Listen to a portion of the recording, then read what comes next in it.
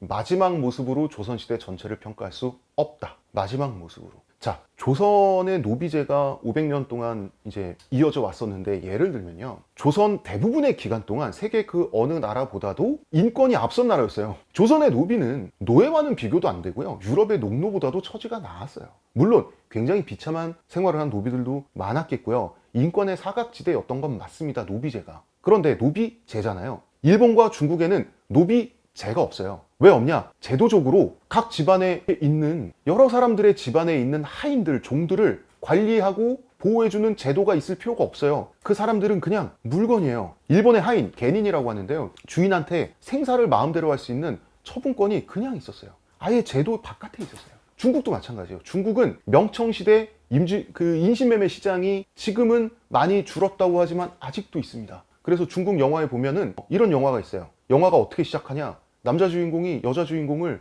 인신매매 시장에서 사요. 얼마에 사냐? 우리 돈 3만 원에서 4만 원 사이에 삽니다. 그런 인신매매 시장이 아직도 있어요. 근데 중국은, 그거는 지금도 그렇게 인신매매로 팔리는 사람들은 조선시대 노비만 못해요. 조선시대 노비제의 문제는 뭐냐? 어느 순간부터 갑자기 추월당합니다. 갑자기 추월당해요. 정순왕후라는 사람이 있습니다. 이 사람이 노비제 폐지 수순을 밟자라고 해서 그 공기관, 중앙기관이 소유했던 공노비들을 해방시키는 정책을 취하거든요. 이건 뭐냐면 앞으로 전국적으로 노비 해방 절차를 걸치자는 정치적 결단을 했던 거예요. 이 정순 왕후께서, 이때는 이분이 실권자였거든요. 왕이 어려가지고 섭정을 하셨거든요. 그러면은 조선 자체적인 인권의 진보가 있었어요. 조선의 자체적인 인권의 진보가 있었는데, 서구가 갑자기 미쳤는지 인권 개념이 엄청나게 진보하면서 조선을 완전히 추월해버려요. 완전히 추월한 상태에서 서양인들이 조선을 방문했을 때, 조선이 망하기 얼마 전이죠. 조선을 방문했을 때 조선은 너무나 인권 개념이 없는 나라가 갑자기 돼버린 거야, 상대적으로.